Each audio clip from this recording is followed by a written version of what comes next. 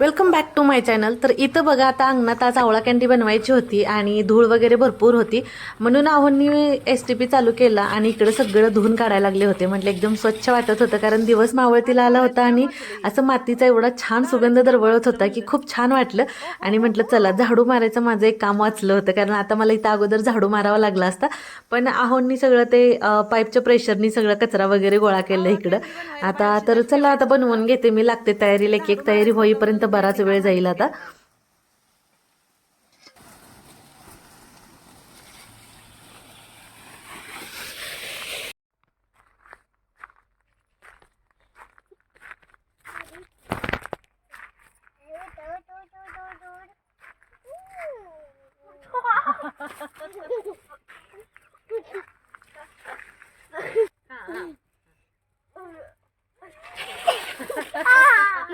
लागलं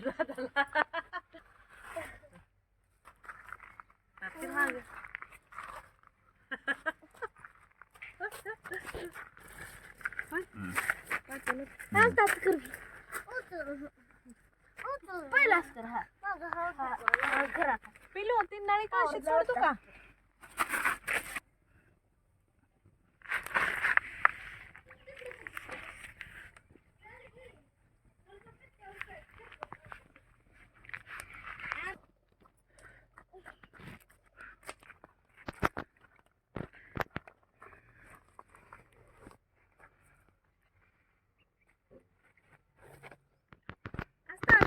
परत आण ग. जा रे हलवायला. आस्ता ती परत आण ग. परत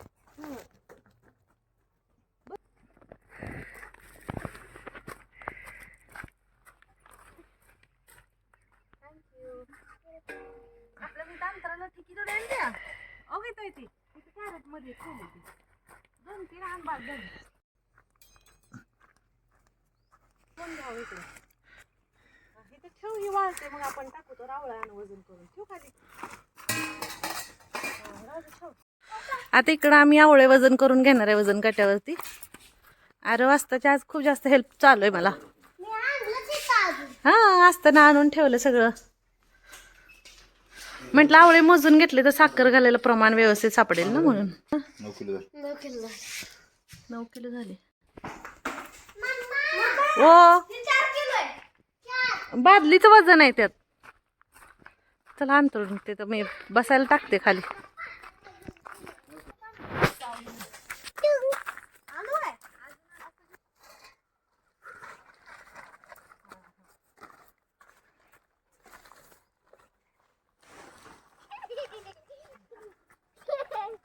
बस बस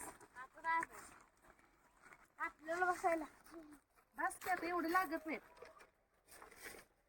इथं काय आता स्वयंपाक नाही करायचं, बुडू नये म्हणून ठेवलंय तेवढं.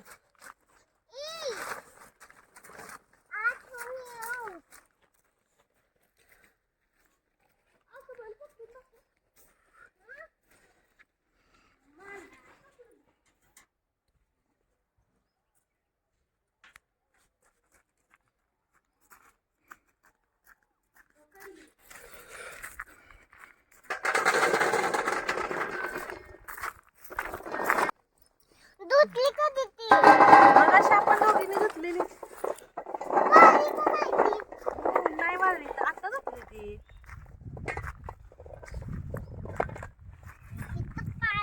अरे ठेव पिशवी.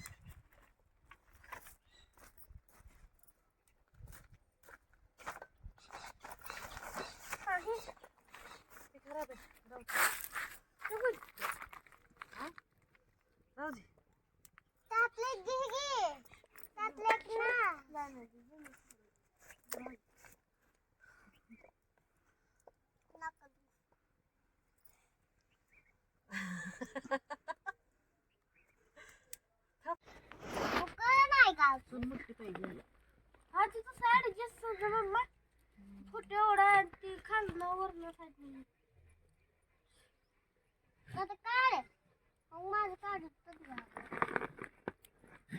अयो करायचंय. 2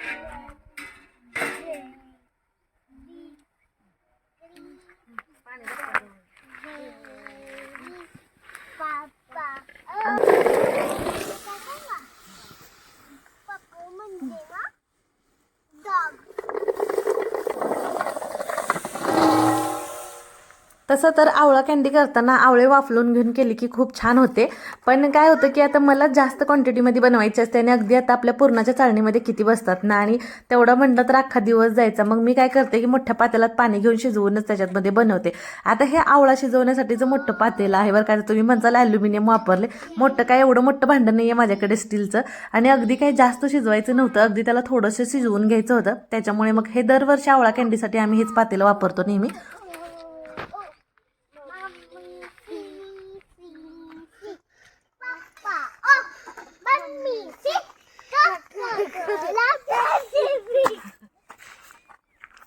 आता ह्याच्यावरती ना झाकण बंद करून ठेवले, म्हणजे परत पालती घालून ठेवले. म्हटलं तर थोड्या वेळात लवकरच शिजेल.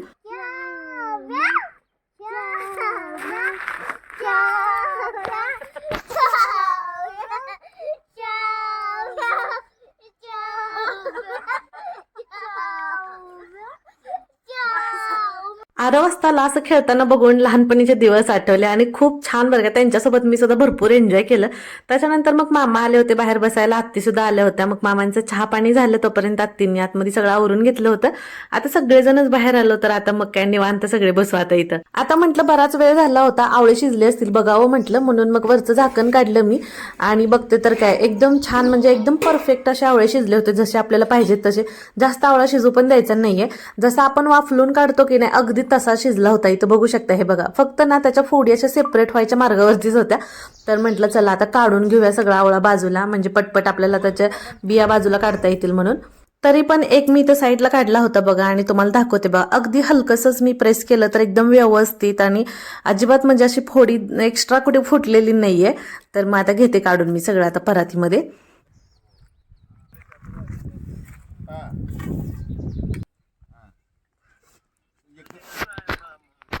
आणि आता ना ह्याच्या आता बिया सेपरेट करून घेते, आणि अगदी फोडी अशा बघा सहज हात लावेपर्यंत निघत होत्या. तर आता मग मी बसले होते फोडी काढून घेण्यासाठी, तेवढ्यात आत्ती पण आले. मग आमच्या आस्ताला पण मध्ये मध्ये करायचं असतं, मम्माची हेल्प करायची असते. मग त्याच्यानंतर आरव म्हटलं मी पण बसणार आहे, तर तो येईल तितक्यात. पण आता आम्ही तर बसलोय तोपर्यंत अजून गरम आहे, त्याच्यामुळे थोडंसं भाजत होतं नॉर्मल, म्हणून आस्ताला नको म्हणत होते, आणि तिला मधूनच फुकून थंड करून द्यायला लागत होतं. मग काय आता लागलोय, आता सगळ्या पटपटत आता आवरून घेते मी इथं. आणि आवळा शिजवलेलं जे पातेल्यात पाणी आहे बघा, तर ते आपण आवळा ज्यूस म्हणून पण पिऊ शकतो, आणि केस वगैरे आपल्याला धुण्यासाठी पण वापरता येतं. त्याच्यामुळे आम्ही ते शिजवलेलं पाणी नेहमी असं साठवून ठेवतो.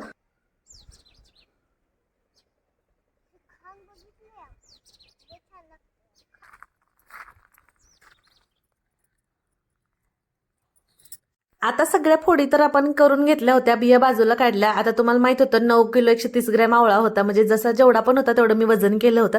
आता बियांचं वजन बरंच भरलं असेल ना. आता म्हटलं साखर घालायला आपल्याला अंदाज कळतो. तर नॉर्मली कसं होतं की सगळेजण जेव्हा आवळा कँडी बनवतात, तर जेवढा आवळा आहे ना, तर किलोला किलोचंच प्रमाण साखरेचं घालतात. पण आम्ही तसं करत नाही, म्हणजे नॉर्मली बरं का, जास्त गोड खायला नको, मग म्हणून काय करतो आम्ही, किलोला 700 ग्रॅम अशी साखर घालतो, म्हणजे किलोला पाऊण किलो असं आमचं प्रमाण असतं दरवर्षी आवळा कँडीचं.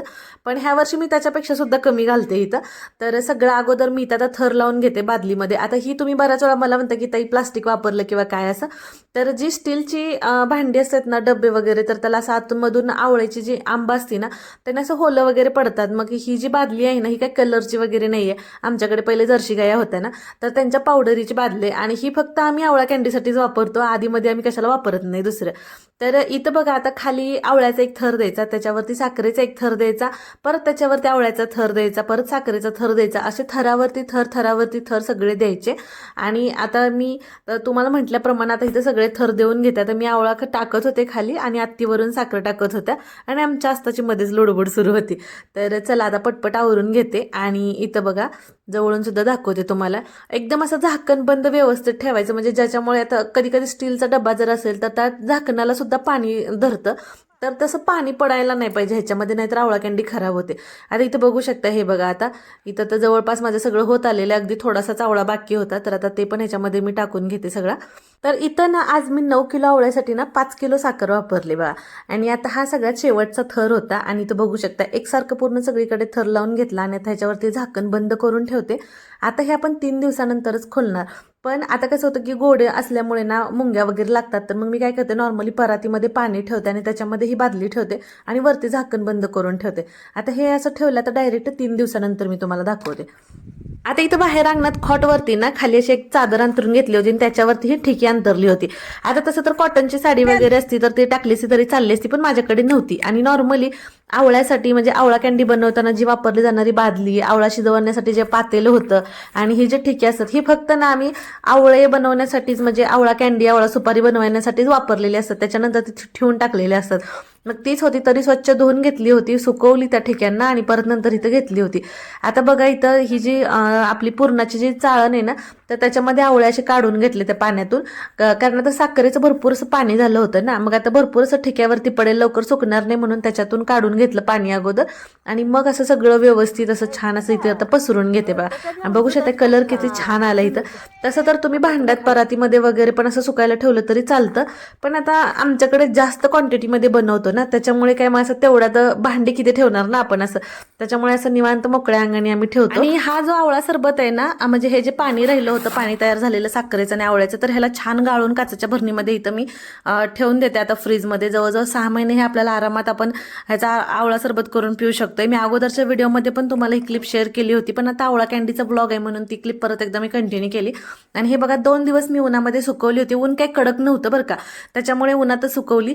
तसं तर तुम्ही घरात फॅन खाली किंवा सावलीत सुद्धा सुकवू शकताय. आणि ह्याचा कलर एवढा छान आलाय ना, पण व्हिडिओमध्ये थोडासा वेगळा दिसतोय तुम्हाला. हा समोरून कलर खूप छान दिसत होता आणि बघू शकता एकदम अशी खूप छान आपली आवळा कॅन्डी बनवून तयार होती इथं. तर मी म्हटलं अगदी जास्त नाही पण अगदी थोडीशी 1-2-3 चमचे बारीक केलेली साखर लावून घ्यायची, म्हणजे अजिबात एकमेकांना चिटकून वगैरे बसत नाही.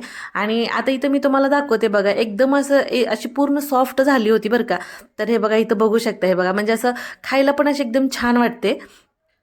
म्हणजे आपली ना एक स्टीलची जी मोठी परात असते ना तेवढी गच्च भरून आपली आवळा कॅन्डी झाली होती. तर आता बघा अगदी 1-2-3 चमचे मी ते साखर म्हणजे घेते एका ताटामध्ये टाकले त्याच्यावरती. आता तेवढ्यामध्येच तेवढी साखर मी सगळ्या आवळा कॅन्डी म्हणजे त्याच्यामध्ये मिक्स करून घेते. आता वरून काय एक्स्ट्रा मी घालणार नाहीये, कारण त्याला जेवढी चिटकायची ना तेवढीच ती चिटकते आणि बाकीची खाली राहते. त्याच्यामुळे आता बघा मी तुम्हाला दाखवते. बघा कसं सारखी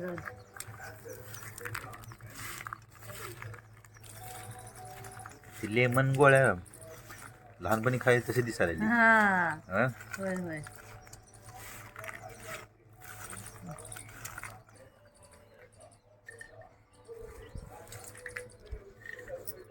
तेवढ्या 2-3 चमचे साखरेमध्ये सगळी आवळा कॅन्डी मी मिक्स करून घेतली आणि रोज खाण्यासाठी काचेच्या भरणीमध्ये भरून ठेवली आणि बाकीची म्हटलं तर पॅक करून ठेवूया.